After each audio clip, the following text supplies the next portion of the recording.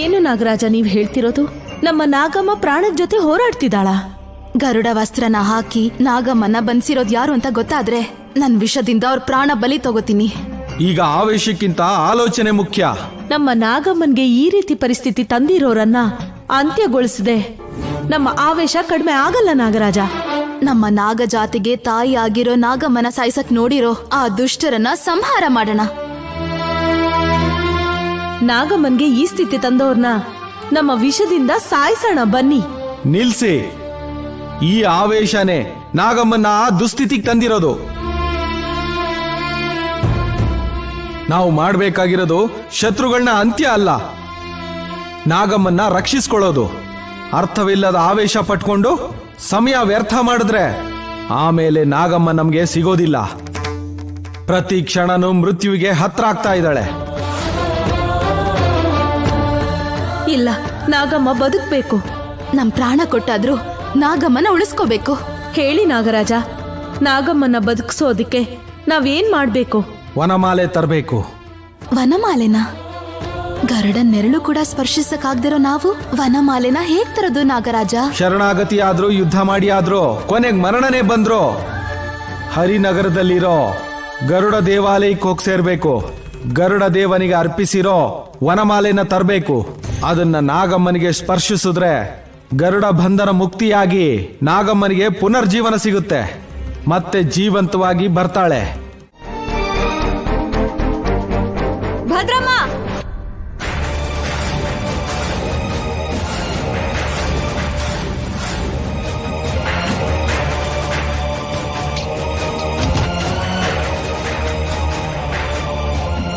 ಏನೇ ಏನೋ ಮನೇಲಿರೋರ್ನ ಹೆಸರಿಡ್ದು ಕರೆಯೋ ಹಾಗೆ ಭದ್ರಮ್ಮ ಅಂತ ಹೆಸರಿಡ್ದು ಕರಿತಾ ಇದ್ಯಾ? ಮರ್ಯಾದೆ ಕಮ್ಮಿ ಆಯ್ತಾ ದುರಂಕಾರ ಜಾಸ್ತಿ ಆಯ್ತಾ?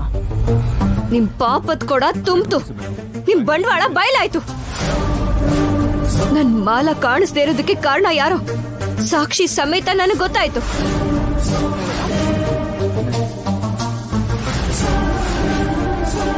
ಬಾಯ್ಗ್ ಬಂದಾಗ ಮಾತಾಡ್ದೆ ವಿಷಯ ಹೇಳು. ನನ್ ಮಾಲನ್ ಏನ್ ಮಾಡಿದ್ರಿ?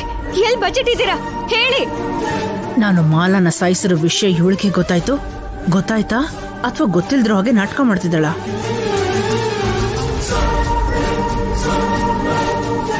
ಯಾಕೆ ಮಾತಾಡ್ತಿಲ್ಲ ಭದ್ರಮ್ಮ? ಹೇಳಿ, ನನ್ ಮಾಲನ್ನ ಏನ್ ಮಾಡಿದ್ರಿ? ಸಾಯಿಸ್ಬಿಟ್ಟೆ.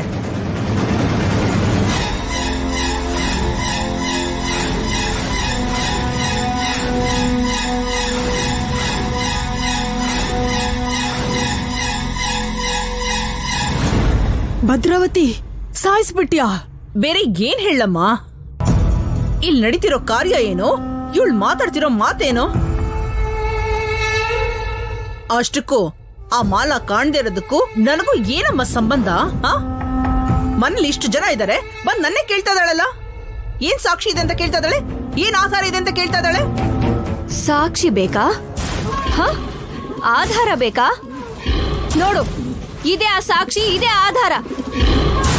ಇಷ್ಟು ಸಾಕಾಗತ್ತಾ?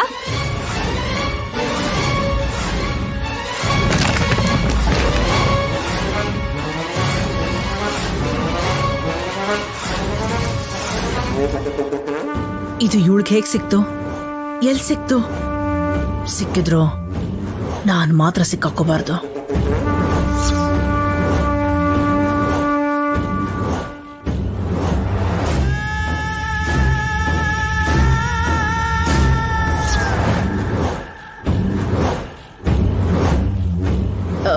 ಏನದು? ಇದು ಮಾಲನ್ ಕಾಲ್ಗೆಜ್ಜೆ. ಎಲ್ ಸಿಕ್ತು ಅಂತ ಗೊತ್ತಾ? ನಿಮ್ ರೂಮಲ್ಲಿ ಸಿಕ್ತು. ಅಂದ್ರೆ ಅರ್ಥ ಏನು? ಮಾಲಂಗೆ ನೀವೇ ಏನೋ ಮಾಡಿದ್ದೀರಾ, ಹೌದಲ್ವಾ? ಏಯ್, ಬಾಯ್ ಮುಚ್ಚೆ. ನೀನೇನು, ನಿನ್ನ ಸ್ಟೇಟಸ್ ಏನು? ನಮ್ಮಮ್ಮಂಗೆ ಬಾಯಿಗೆ ಬಂದಾಗ ಮಾತಾಡ್ತೀಯಾ? ನಿನ್ನಿಂದ ಏನೋ ಕೆಲ್ಸ ಆಗ್ಬೇಕು ಅಂತ ಇಷ್ಟು ದಿನ ಸುಮ್ನೆ ಇದ್ರೆ ಹೊರತು ಅದೇ ಮಾಮೂಲಿ ಭದ್ರಾವತಿ ಆಗಿದ್ದಿದ್ರೆ ಹೆಸರು ಹಿಡಿದು ಕರ್ದಿರೋ ನಿನ್ನನ್ನ ಸಾಯಿಸ್ಬಿಡ್ತಿದ್ದೆ.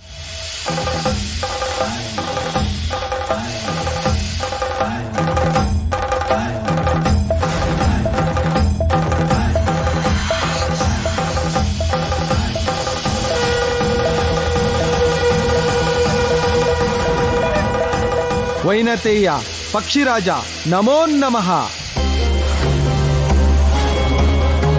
ನಿನ್ ಸಹಾಯ ಬೇಡಿ ನಾಗಲೋಕದಿಂದ ಎಲ್ರೂ ಬಂದಿದ್ದಾರೆ. ನಮ್ಮ ಜಾತಿ ಮಧ್ಯೆ ಇರೋ ವೈರತ್ವನ ಮರೆತು ವನಮಾಲೆಯನ್ನ ಪ್ರಸಾದಿಸಿದ್ರೆ ನಾಗಮ್ಮ ಪ್ರಾಣಾಪಾಯದಿಂದ ಬದುಕ್ತಾಳೆ. ಇಲ್ಲಾಂದ್ರೆ ತನ್ನ ಪ್ರಾಣನ ಕಳ್ಕೋತಾಳೆ. ಶತ್ರುಗಳೆಂದು ತಿರಸ್ಕರಿಸ್ತೀಯೋ ಈ ಅಸಹಾಯಕತೆಯನ್ನು ನೋಡಿ ಕರುಣಿಸ್ತೀಯೋ ನಿನ್ನಿಷ್ಟ. ನಾಗಗಳೇ, ಹೋಗಿ ವನಮಾಲೆಯನ್ನು ತಗೊಂಡು ಬನ್ನಿ.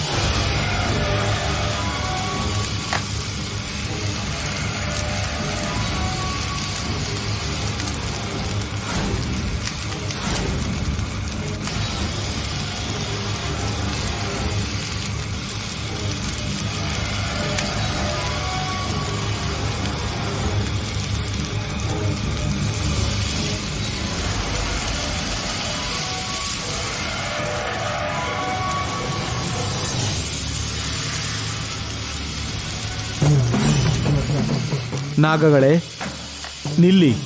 ವನಮಾಲೆ ತೆಗೆಯೋದಕ್ಕೆ ಗರುಡದೇವ ಅನುಮತಿ ಕೊಟ್ಟಿಲ್ಲ. ಹಾಗಾದ್ರೆ ವನಮಾಲೆನ ಹೇಗ್ ತರದು ನಾಗರಾಜ? ಅದಕ್ಕೊಂದು ದಾರಿ ಇದೆ. ಏನಾ ದಾರಿ?